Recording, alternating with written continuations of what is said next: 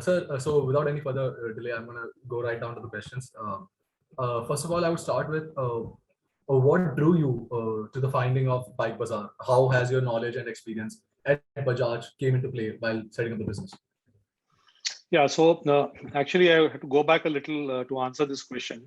I mean, I have been working for Bajaj for almost 15 years, and I had various roles in the organization. But two of the critical roles which I really did was that I headed the auto finance division of Bajaj, which is actually residing in the Bajaj FinServ, but is the captive finance company for the two-wheelers and three-wheelers manufactured by Bajaj. Now, I was heading that for about three and a half years, and which is when we did a lot of work in how to penetrate deeply into the rural market using finance as a differentiator. And so that worked out pretty well, and Bajaj Finance did extremely well in terms of the numbers and also in terms of other matrices like GNPAs, etc.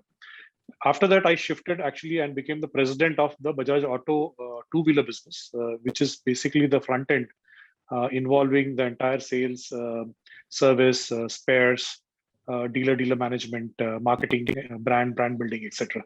So that was my last job before I left Bajaj. And so if you see that, two-wheeler has been in my blood for a long time. And one of the things that, we always knew about, unlike, it's so strange that, if you want to write the number of car manufacturers in India, I think you will need 2 or 3 pages. But, after the 7th name, you will not find a 8th or 9th, two-wheeler manufacturer in India. So first of all, if you see the market itself, the number of manufacturers who are there are highly limited as compared to cars. And this is a worldwide phenomenon. And the second is the fact that, two-wheeler for India is actually the mobility solution. If you see today, 80% of the auto industry is still two-wheelers, and India is the largest, as you know, the largest market for two-wheelers. So not only is India the largest market for two-wheeler, I think over a period of time, India has now become, without any question, the R&D capital of the world, actually. So you can be anybody. You can be a Triumph, you can be a Harley Davidson, you can be a KTM. If you want to compete in the global market, you have to have a strong R&D partner in India. Because less than 500cc bikes, which is most of the market, almost 95% global market is less than 500cc bikes. If you have to make it, if you have to do it with real competitive cost structures, India is the place to do it. Okay, so that's why when you see Harley Davidson, for example, I mean, they struggled a lot here, and finally they've realized that they have to go the Triumph way or they have to go the KTM way, and they have tied up with Hero, just like BMW has done with TVS. TVS. Yeah. So I think it is, when people say that, two-wheeler is, India is the largest market for two-wheeler, I think they're only saying the half the story. They should say the second half of the story, which says that, it is not as if we are only the manufacturing capital. We are actually the R&D capital of the world actually now. Okay. And so obviously when I left and when we wanted to look at, doing something, it was very clear that I want to do something in the two-wheeler space. And that's when, we started realizing that there are a lot of white spaces in the ownership ridership cycle of the two-wheeler. So see, on an average, a two-wheeler, changes hands, maybe about 4 to 5 times before it gets scrapped with the new scrappage policy of 15 years or whatever it is. So in that entire cycle, okay, there is no one company which holds your hand throughout that cycle. Whether it means buying a second-hand vehicle, selling a second-hand vehicle, you're servicing it, insurance. Okay, so everywhere the manufacturer, actually the OE brands the vehicle and sells the first time. Okay, and afterwards the customer is lost actually, as far as the OE is concerned. So Bike Bazaar actually is a concept wherein we want to be along with the customer through its entire ownership ridership cycle. And I think there are a lot of opportunities to touch base and create a relationship with the customer at various points of his ownership ridership cycle. So that in nutshell is what we wanted to do, and we started in 2017, and now it's about 4.5 years since we are doing this. Um, uh, can you walk us through the timeline and key milestones that the company achieved ever since the initiation or the conceptualization of the company? Yeah, so as I said, we started in 2017, and April 2017 was the first, and the first white space that we immediately identified was the second-hand two-wheeler space. And there we realized that the most important so the point is not just to, when you talk about people who buy pre-owned vehicles or second-hand vehicles, they get a real raw deal today, in the sense that, neither the price is known nor the quality is known. You should really see, the way the second-hand vehicles get sold in certain cities in India. They are very small shops with a lot of vehicles just lying on the road, and one needs to pick up that.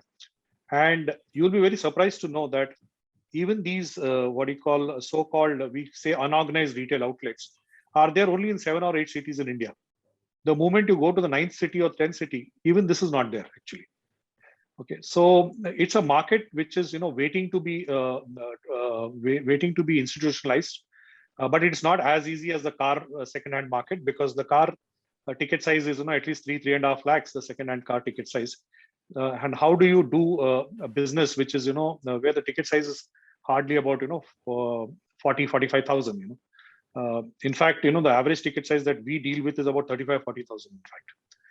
Okay, so the first thing we did was to start actually financing second-hand vehicles. So our aim was that over a period of time, the second-hand vehicle customer should get all the facilities which a new vehicle customer gets. So today, in a city like Bangalore, if you walk into any new vehicle dealership, there are 10 financiers sitting there to finance your new bike.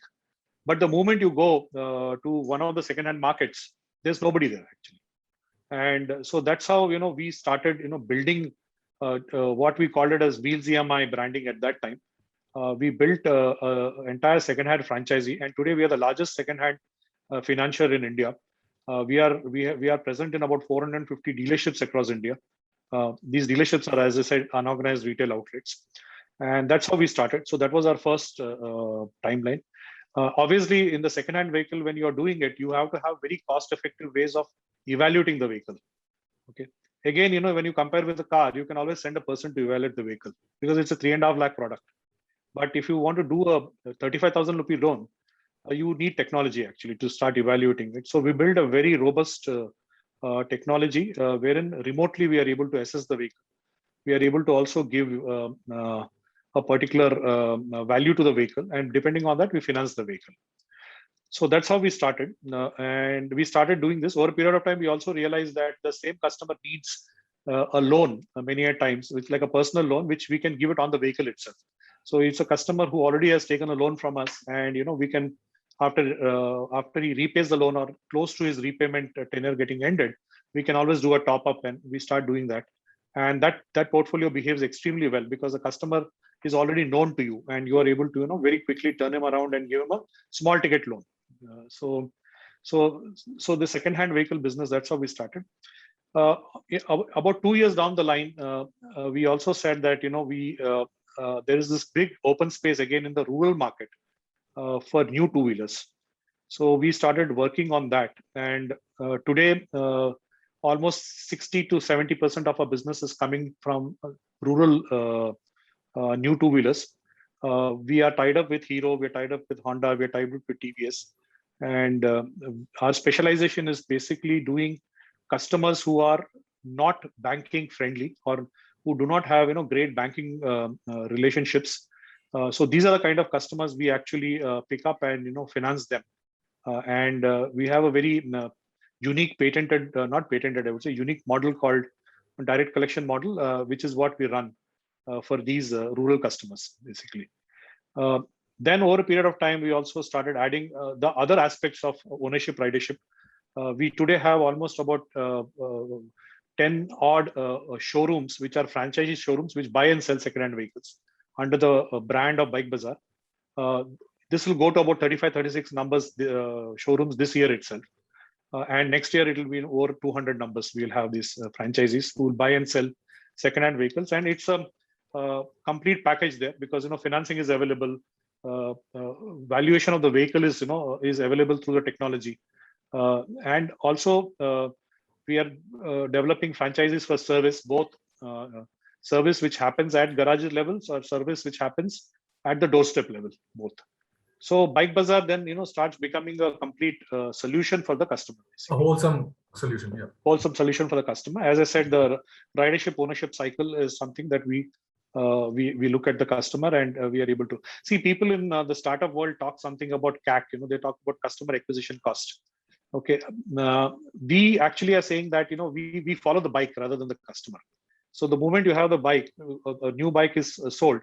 So we finance that bike, and from then onwards we start looking at how to upgrade the person, how to sell him a new bike, how to exchange the bike, how to refurbish it and give it to another customer.